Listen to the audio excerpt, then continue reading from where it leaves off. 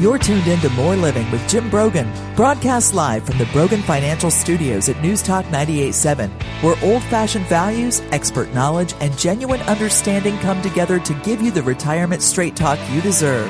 Jim's a former National Advisor of the Year recipient and a financial educator, and he's here today to talk about how you can live out the best years of your life. Jim and the Brogan Financial team have been helping retirees and pre-retirees across the Southeast for over 20 years in their pursuit of financial independence. You can reach them during the week at 865-862-6800. So sit back, relax, and get ready to learn, because More Living with Jim Brogan starts now. Hello, East Tennessee. Welcome to More Living with Jim Brogan, where it's all about living the best years of your life your way. This is News Talk 98.7 WOKI, and I have to tell you, it's a beautiful day out, and I'm actually down on campus getting ready for the Tennessee game, and it's just going to be a beautiful day. Hope you'll get outside, enjoy this beautiful weather.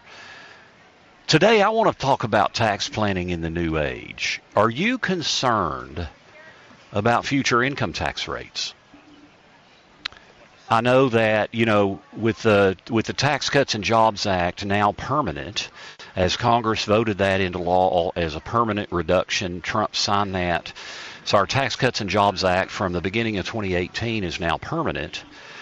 And so you may be thinking, well, no, rates are going to stay low now. I don't know. I mean, with our current debt and our deficit spending and where we're headed, what might the future of income taxes look like? So I really want to dive in today on how to learn tax strategies, how you can apply tax strategies that can help you in the long haul. Tax planning is not just how much income tax are you going to pay this year.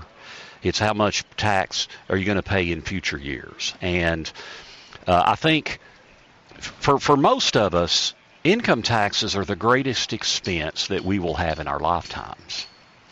And I think tax planning is just an absolutely critical component of a successful financial plan, especially in retirement. Typically, you have more control over your income taxes in retirement than at any other time in your life. And there is a sweet spot in particular between retirement age and age 73 or 75, because those are the ages that, depending on when you were born, you have to start taking taxable distributions out of your retirement accounts, your IRAs, your 401ks, and 403bs and things like that. So you get some forced taxation once you turn 73 or 75. If you're born before 1960, then you have to start taking distributions at 73. If you were born in 1960 or later, you have to start taking distributions in 1975. So there are powerful opportunities when you know how to take advantage of tax planning. And I'm talking about this sweet spot, but even before you retire, there might be great opportunities, especially if you look at our current tax structure. In considering where we are and where we may be headed, I think it's first important to understand the context of where our taxes have been in the United States historically as compared to where we are now.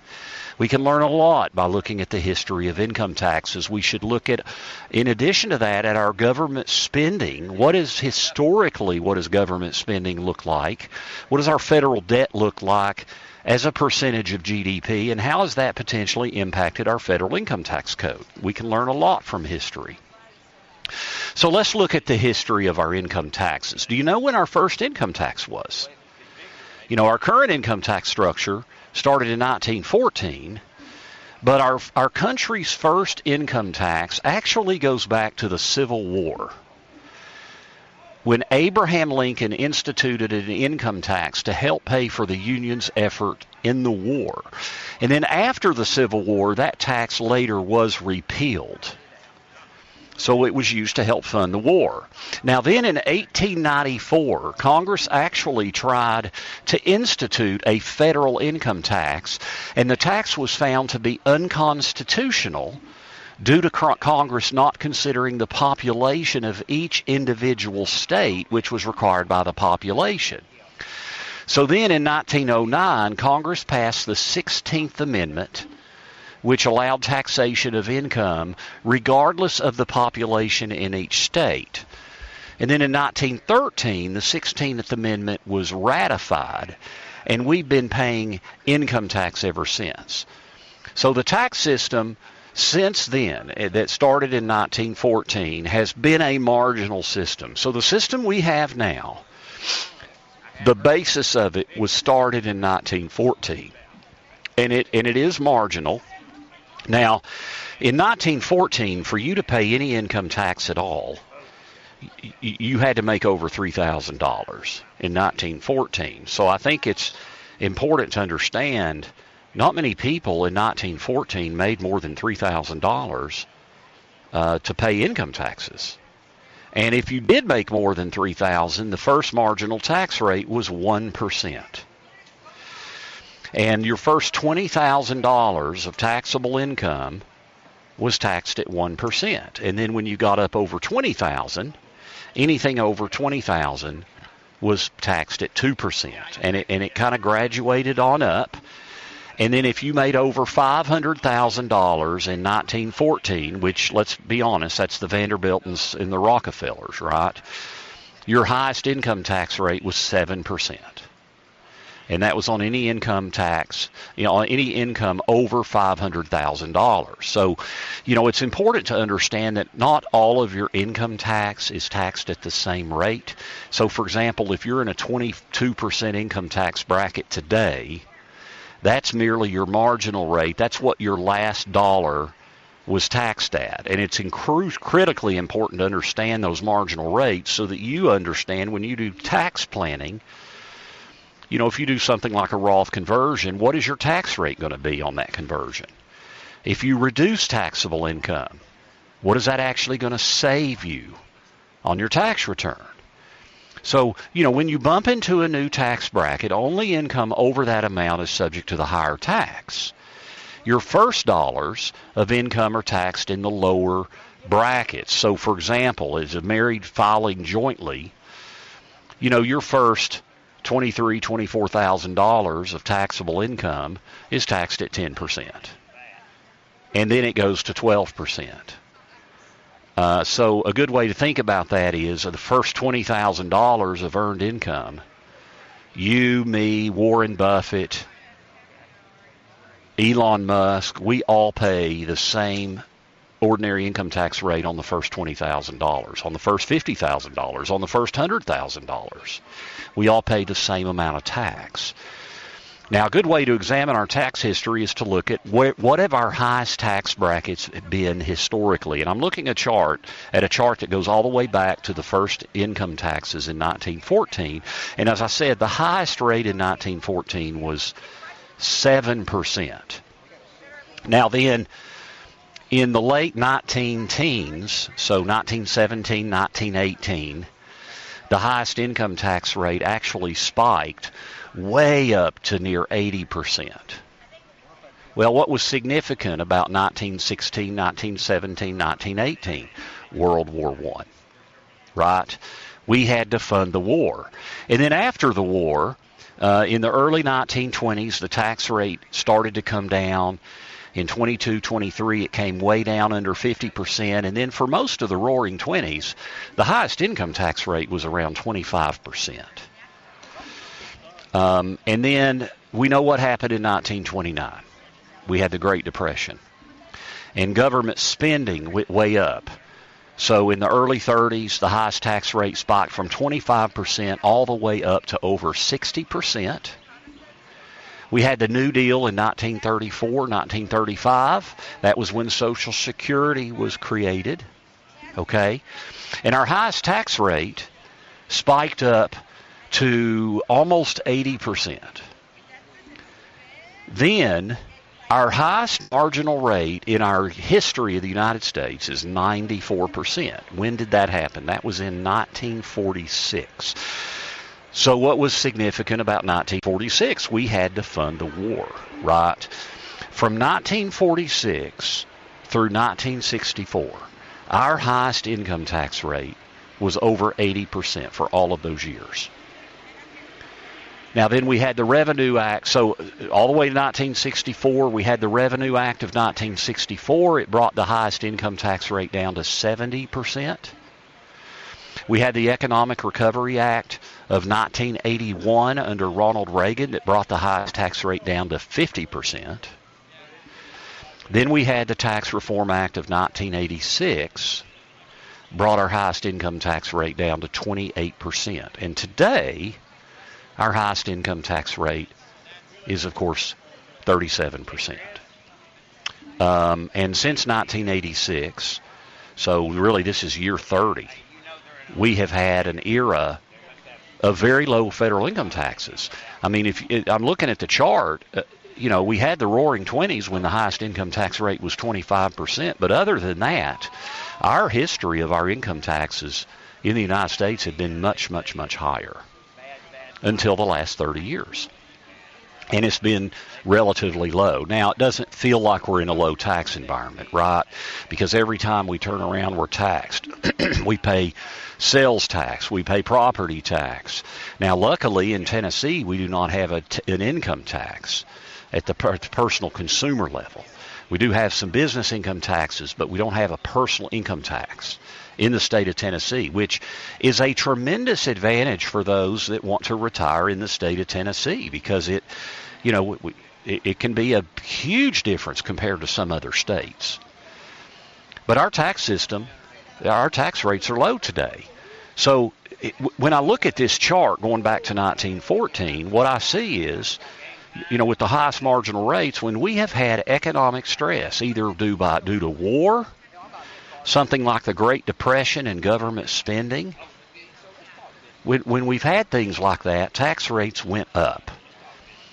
And then once those things were paid for, taxes would start to come down again. Well, what has happened since 1986? We have had two major economic events. We had the Great Recession of 2007, 2008, into early 2009. And then we had the global pandemic of 2020, the COVID pandemic. We have had huge, and I do mean huge, government stimulus through those two economic crises, but income taxes have not followed by going up, by going up substantially.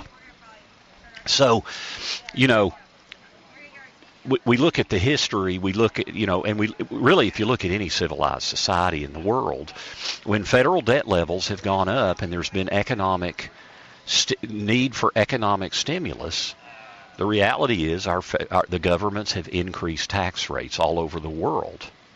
That has not happened in the last two crises we've had. So when we come back from our first break, I want to talk a little bit about the history of the federal debt. You can't, it's easy to say, $37 trillion is a big, big number, and it is. But how do you compare that number with the number from the 1940s or the 1970s? I mean, you can't. You have to have some way to put it into context, and the way we do that is by looking at debt as compared to the size of our economy. So when we come back, I want to talk about the history of our debt, do kind of an overlay of that history of federal debt with what our history of income taxes are, to just drive home the fact that we're in a low income tax environment today. How long can that last? And then we're going to have real actionable strategies that you can input in your financial planning to save on taxes. So stay with us. This is More Living with Jim Brogan here on News Talk 98.7 WOKI. Welcome back to News Talk 98.7's Brogan Financial Studios, where Jim Brogan is coming to you live with important news and advice to help you achieve your dream retirement. Get ready to learn and live. Here's your host, Jim Brogan. Welcome back to More Living on this beautiful Saturday. We're with you every Saturday from 9 to 10 a.m. and again from 3 to 4 p.m. You can also stream our podcast at Apple Podcast and Spotify. We'll have today's show. We're bringing it to you live Saturday morning. We'll have this show podcast by Tuesday afternoon on Spotify and Apple. You can also catch us online. Go to broganfinancial.com and click on radio. You can stream our shows there. Today we're talking about the history of our income tax rates and the future of where we may be headed. Now, we don't know the future, as we all know. But before we dive into the importance of tax planning and how that's different than tax preparation and things that you can do to save on your taxes, let's also overlay, as I covered the history of income taxes, let's overlay that with the history of our federal debt. Now, as I mentioned, we can't really compare a $37 trillion number today to a number from the 1970s or the 1940s. So the best way to look at debt is how much do we owe relative to the size of our economy. You know, goods and services cost a lot more today because of inflation, and our economy is a lot bigger today because our population is a lot bigger. There is a whole lot more economic output today, even inflation adjusted, than there was in the 70s and in the 40s and et cetera. So I've got a chart here. How much debt do we owe as compared to the size of our economy, our gross domestic product, that is our entire economic output in the United States. So our federal debt right now is over 120% debt to GDP. Has it ever been that high before? The answer is yes, one time.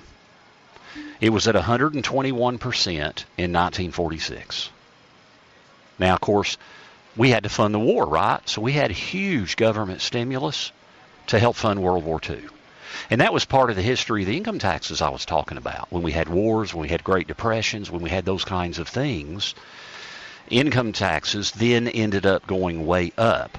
And from 1964 to 1946, 1946 to 1964, our highest income tax rates were over 80%. But our federal debt steadily came down, and by the early 70s, our federal debt as a percentage of GDP was down under 40% debt to GDP. And so our tax rates did come down gradually over time to then in 1986 historic lows. But our debt started to climb again, especially into the 90s. It got up over 60%. Then it kind of plateaued through the early 2000s. Now then we know what happened with the Great Recession in 2007. Our federal debt as a percentage of GDP shot up from 60% to where now today it is back over 120% debt to GDP. So again, we've had these two major economic crises, huge shocks to the system. We've had huge government stimulus. We've had, in addition to the printing of money and the government stimulus, we've had the Federal Reserve with very easy money policy, not only printing money, but also keeping interest rates artificially low. For a period after the Great Recession, frankly, they kept rates too low for too long, in my view, and they printed too much money and kept printing it for too long. So what does this all add up to? I think I'm very confident. I mean, I just turned 56, and I'm confident that I will not see lower in federal income tax rates than what we see right now today. I'm very confident in that. Now, I don't know that, but I think it's very likely that in 10, 15, 20 years, our income tax system is likely to look a lot different than it does today. So we have to realize we have very low income tax rates today compared to where we are historically. And we have huge levels of federal debt. Our unfunded liabilities for Medicare, prescription drugs, Social Security are pushing close to $100 trillion. Now, don't get me wrong, I'm not being gloom and doom here. I don't think the world is going to crash over this. I think the longer we kick the can down the road, the more painful it will become to fix it. But there are things we can do to fix this. But what are those things? Probably some combination of tax increases, maybe some combination of reduction in benefits as well. Now, we also want to stimulate economic growth. Economic growth is a way to bring down the debt. Inflation artificially kind of brings down the debt, but it does bring down the debt as a percentage of GDP. So there's different ways to solve the problem. But I think we're burying our head in the sand if we don't think income tax rates could be higher in the future. I'm not talking about next year or even 3 years from now. I'm talking 10, 15, 20 years from now. If you're 65 today, you need to worry about what tax rates are going to be when you're 80. And certainly if you're 50 today, you really need to be worried about what income tax rates are when you retire at 65 or 70. So first, let's talk about the difference between tax planning and tax preparation. You know, typically when I say tax planning, people think of what you do every year in the spring in preparing your tax returns for the IRS. You get with your CPA or enrolled agent if you use somebody. But at that point, you know, there's very little we can do to reduce our tax burden. I mean, we can add deductible contributions to an IRA if we're eligible, if we don't make too much money. But there's just very little we can do at that point. You know, if you look at a taxable distribution that you took out of your IRA from 2024, you cannot undo it once you get into 2025 if you're outside the 60-day rollover period, which by March 1st you would be. If you have a mutual fund that paid a significant dividend and capital gain distribution in December, you have to report it on your 1040. You've already received the 1099 that requires a potential income tax consequence. So the thing we do every year in the spring is tax preparation. Tax planning, by contrast, is looking forward. Instead of looking in the rearview mirror, which is what we do every year in the spring with tax preparation, we're looking through the front windshield and saying, how can I be intentional about some of the taxes we pay? And in those early years of retirement, you can be very intentional about the taxes you pay. So I want to dive into that. So I tell you what, I'm going to go ahead and get to our second break. And when we come back, I want to talk about the major areas where we can trip up and cost ourselves on our income taxes, particularly in retirement. And what are some things that you can be doing now, whether you're retired or not, to take advantage of our current tax system. Stay with us. This is More Living with Jim Brogan here on News Talk 98.7 WOKI. Welcome back to News Talk 98.7's Brogan Financial Studios, where Jim Brogan is coming to you live with important news and advice to help you achieve your dream retirement. Get ready to learn and live. Here's your host, Jim Brogan. Welcome back. This is More Living with Jim Brogan, where it's all about living the best years of your life your way. As you listen to News Talk 98.7 WOKI on this beautiful, beautiful September weekend. I'm down on the UT campus, going to be watching Tennessee take on the Georgia Bulldogs this afternoon. It's going to be an exciting day. Today we're talking about tax planning, and I've talked about the history of our income taxes. I think we've got to know our history and how that might shape our future in terms of both when we've had a lot of economic stimulus from the government, easy money policy from Federal Reserve, and what our tax system has looked like. And, you know, we're in a very low tax environment for federal income tax today with the highest income tax rate at 37%. So what are some things that you can be doing? Number one, the most common question I get asked when it comes to tax planning is about Roth conversion. And Roth conversion is a very worthwhile thing. Now, I think we have to be careful that they're not oversold. Roth IRA is a wonderful thing. But, you know, when does a Roth conversion make sense? Like, if we say Roth IRA versus traditional IRA, when does the Roth IRA make more sense? So when you do a Roth conversion, simply put, you're taking money out of your IRA. Let's say it's a $20,000 Roth conversion. You're doing a taxable distribution from your IRA, and you're converting it to a Roth IRA.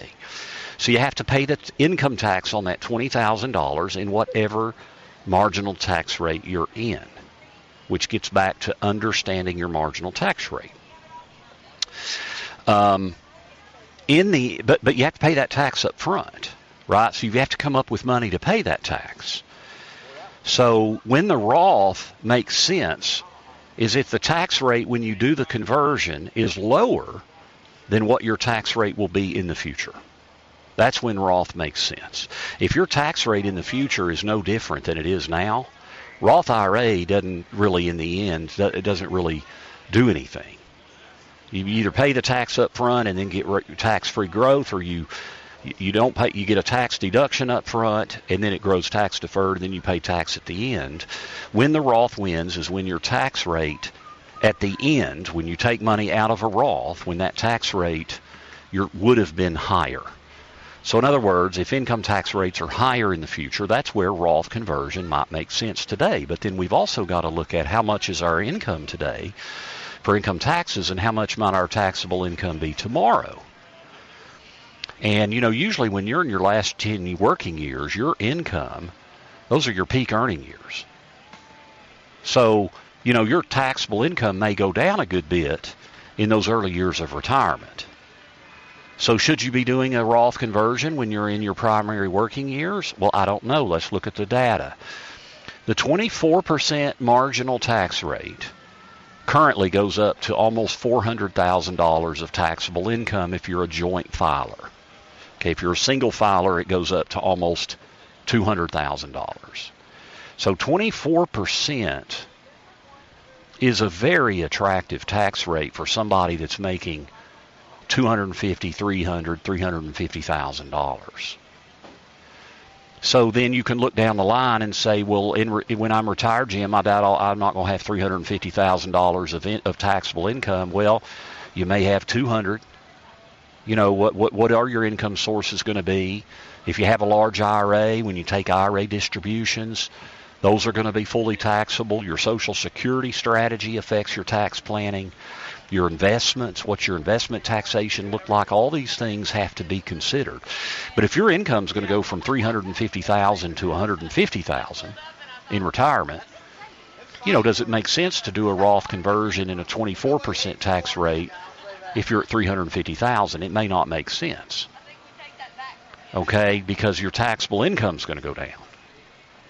But if your tax rate is higher in the future, that's where that Roth can really, really be powerful. Where you can really have some advantages is in those early years of retirement.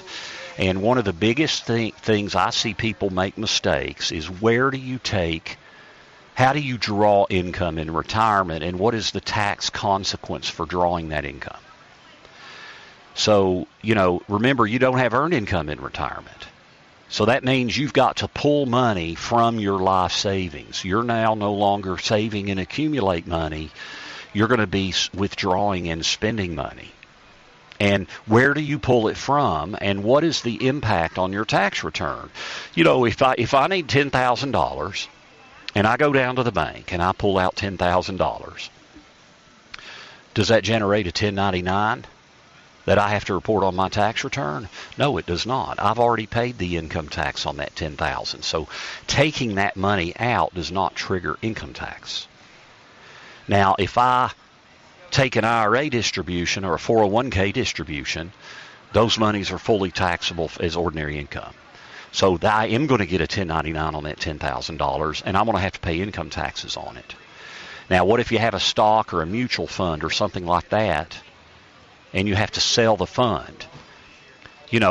First off, the money I used to buy that stock had already been taxed, but then the gains haven't been taxed. So, yeah, I've got a potential partial tax hit if I sell an investment. But the way I generate that cash to put in my pocket to spend for income, I've got to look at how does that generate it, and what does that do to my tax return. So see, if you've got a pot of non-IRA money that's mostly already been taxed, and then you've got a pot of IRA and 401k money that has not been taxed, well, in those early years of retirement, if you live on primarily the after-tax money, you can keep your income tax rates very low in those early years of retirement. Now, I've had high net worth clients, healthy seven-figure net worth clients, that in the early years of retirement, in this sweet spot between retirement age and age 73, if they wanted, could have been in a 0% tax bracket. Literally could have drawn income, paid for their needs out of money that had already been taxed, been smart about their investments and what the investment taxation is. Deferring Social Security would also help keep tax rates low. And they could live in a 0% tax rate. But, if you've got a $2 million IRA, at age 73, you're going to have to start taking out about $80,000 a year that's fully taxable. So you're going to lose a lot of control. At 73, you'll also be drawing your Social Security. So do you really want to be in a 0% tax bracket in your late 60s and early 70s before you turn 73? Probably shouldn't be if you have a large IRA balance. That's where you can look at doing Roth conversion. You could maybe do Roth conversion in a 10% bracket or maybe in a 12% bracket. You could do it in a very low bracket. And that, knowing that, hey, once you're 73 and you take those minimum distributions that are taxable and you've got Social Security income and maybe other income sources, maybe at that point you're never going to see those type of tax rates again. And this is just looking at the current tax rate structure. This is not assuming our tax rates go up in the future. It's just looking at our current structure. Then you add in what are tax rates going to be 10 and 15 and 20 years from now. That could really, really be powerful. Now, one thing I'd be remiss not to cover is to do Roth conversion, you have to pay the tax up front. If you do a $50,000 Roth conversion and you're in a 12% tax rate, that's $11,000. So you've got to, where are you going to pull the $11,000 to pay that tax? And can you afford to do that? Because when you do that, your investment base is going down by $11,000. And you want to be careful that your investment base does not get reduced too much in the early years of retirement, because you need that money to last you for 20, 25, maybe 30 years. So some people can't afford to do a Roth conversion. How are you going to pay the tax? And what does that do to your net investment base? But Roth conversion can be very powerful. You may even want to be doing it at a 22% bracket. The 22% bracket for married filers goes up to about $200,000 of taxable income. So, you may say, I want to be doing that now because I feel like tax rates in the future will be a lot higher. But now make sure you can afford to do that, because you are decreasing your investment base. And you need to also ask yourself the question, who's going to benefit from this Roth conversion? Do you have enough years left in your life to benefit from the tax-free growth and then use that money late in life? Is it your kids? Is it your heirs that are going to get a big part of that benefit? And if it is, that's okay, if that's part of your plan. But you have to carefully evaluate all that. Now, the only way, in my view, you can do that is to project your future income needs. If you're drawing out 4% per year from your investment base and you need it to go up to beat inflation and you're 64 and you're already drawing Social Security, you may not can afford a Roth conversion.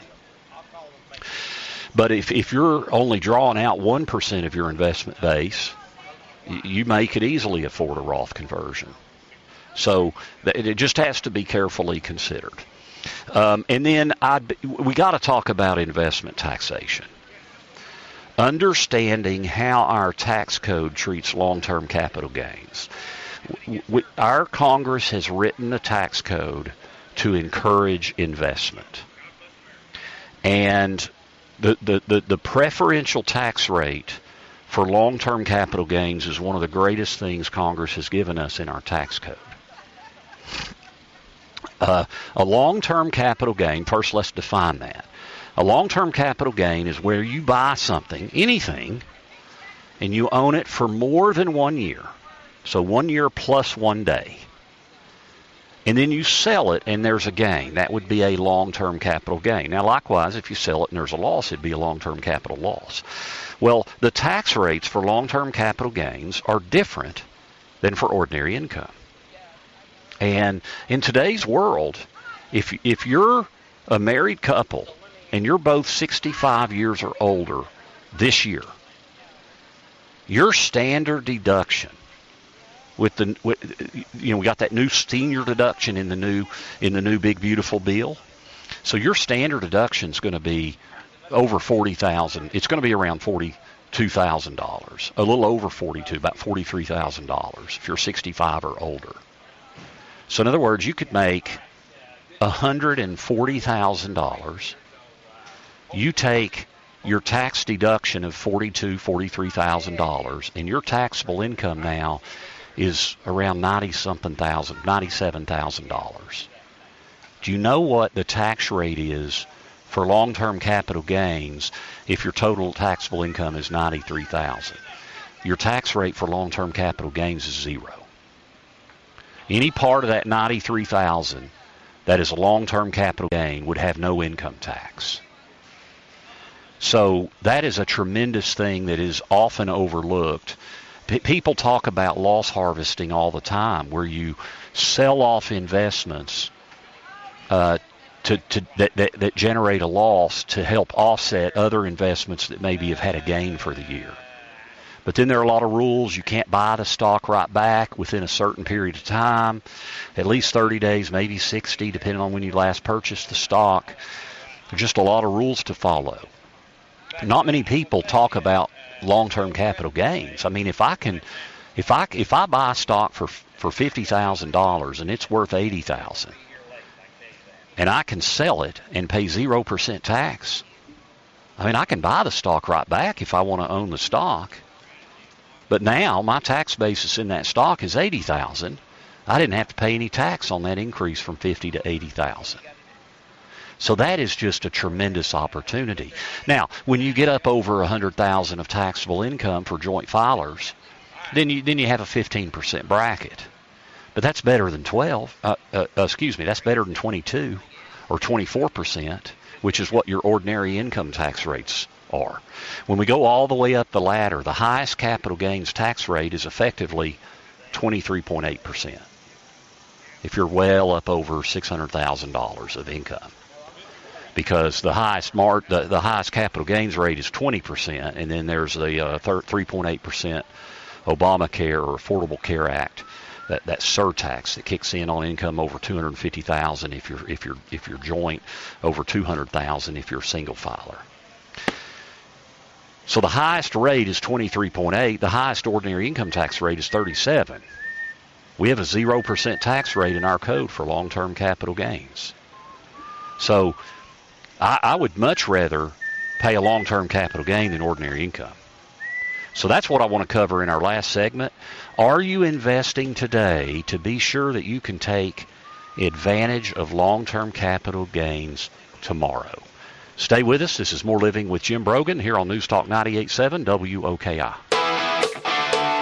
Welcome back to News Talk 98.7's Brogan Financial Studios, where Jim Brogan is coming to you live with important news and advice to help you achieve your dream retirement. Get ready to learn and live. Here's your host, Jim Brogan.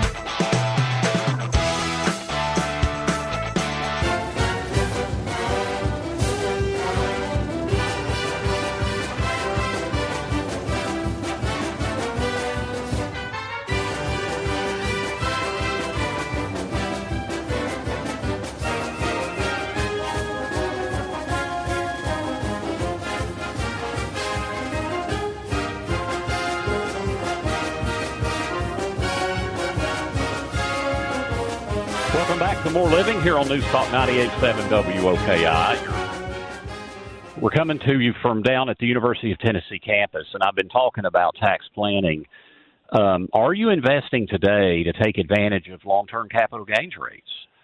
We call this asset location. Where do you house various investments? What I have seen a lot is income-producing assets. Income-producing investments like bonds, CDs, treasuries, things like that. Oftentimes, people own those types of things outside of a qualified retirement account like an IRA or a 401k. Now then, capital investments are where you make an investment in something that you want it to grow in value. We don't buy a CD to have it grow in value. We buy a CD for income. Now, you may not need the income. You may be doing it for the current interest rate, but it is taxable income. Now, if that CD is inside of an IRA or 401k, it's not taxed, right? It's tax deferred. Likewise, if I buy a stock inside of an IRA, it's tax deferred. However, anything coming out of your IRA is taxed as ordinary income. It does not matter how that gain was created. It doesn't matter if it was income or a long-term capital gain. It is taxed as ordinary income when you take money out of your retirement account. So what I often see, I can't tell you how often I see this. I saw this twice this week of people came in the office who met with me. Both of them had this issue where almost all their capital investment was inside the 401k or the IRA, things like stock mutual funds or individual stocks. And then you don't get the capital gains treatment inside the 401k. And then almost all of their non-IRA holdings were things like CDs and individual bonds that generate a lot of current income and taxable income. So if that's you, you don't have any ability to take advantage of long-term capital gains rates. So you need to think about an investment plan today that you restructure your asset location. Maybe you reposition and have some of that bond and CD mix inside your IRA or 401k. And then you have capital investment like stocks or stock funds outside the IRA where you can down the road in those early years of retirement particularly, you can take advantage of these long-term capital gains rates. So understanding investment taxation and understanding the asset location, because again, you don't get that capital gains tax treatment inside of an IRA or a 401k. So it's very important to understand all of that. Now, I want to just kind of throw out a few other considerations for you to consider as we kind of approach the end of the year. So that can help you minimize some concrete strategies you can do to minimize income taxes maybe this year and next year. One is, should you consider bunching your itemized deductions? You know, for a married couple with a tax deduction this year of around $31,000 standard deduction, and then if you're 65 years old, you get an extra $6,000 per person. Fewer and fewer people are itemizing deductions. But if you were to bunch your deductions into 1 year and time it every other year. So, for example, property tax. I can pay my property tax in November or December of this year. Now, I've got till March 1st of next year to pay my property tax, but I can also pay it this year. So what if I don't pay it this year and wait until January and then pay it and then pay it again that following December? So I bunch those property taxes into the same year, even though I'm paying it for 2 different years. What about charitable contributions? What if I make my charitable contributions and bunch them more into 1 year and front load them this year and then don't do it next year, so I can start to accumulate more tax deductible items, and by bunching them, maybe I can itemize every other year, and that gives me additional tax savings in that every other year that I itemize. Now, likewise, you should be looking at qualified charitable distributions. If you're over age 70 and a half, you can donate money directly from an IRA to a church or charity, and it is not a taxable event. So you can donate your RMD up to about $108,000 max. You can donate your RMD, have the check paid to a church or charity, and it comes straight off your taxable income, even if you're not itemizing. See, more and more people now are making charitable contributions and they're not itemizing. You're not getting the value of that charitable contribution. But if you give it from your IRA, in a year you have to take a required minimum distribution. It comes straight off your taxable income, and you still get the standard deduction. So that's a great thing to be considered. Now, also, you can consider carry forwards from previous tax years. You know, if you have a tax loss on an investment or you have a past charitable contribution that you weren't able to take the entire deduction in the same year, you can be carrying those forward. As I wrap up today's show, one thing I do want to mention is we've got our next college class. Thrive Financially in Retirement is through Pellissippi State Community College. It is in October. It's on October 21st and 28th, and that's at Pellissippi at Hardin Valley. It's 6:30 both nights, so 2 2-hour sessions. You can go to PellissippiRetirementPlanning.com for more information. Pellissippi Retirement Planning, I'd love to see you there. The course fee is $59, I believe, through Pellissippi. Again, PellissippiRetirementPlanning.com. Today we've just talked about tax planning because greater wealth provides for more living so you can live the best years of your life your way. Thank you, Wayne, for engineering the show. Thank you to Mary Caroline for helping produce the show. Have a great, blessed weekend. You've been listening to More Living with Jim Brogan here on News Talk 98.7 WOKI. The views expressed by Jim Brogan and his guests are not that of Cumulus Media. Any discussion of financial, legal, and tax planning strategies is not intended to be individualized advice and is general in nature. Always consult with your advisor for advice specific to your needs. This program's content does not represent a recommendation of any particular security, strategy, or investment by Jim Brogan or Brogan Financial Incorporated.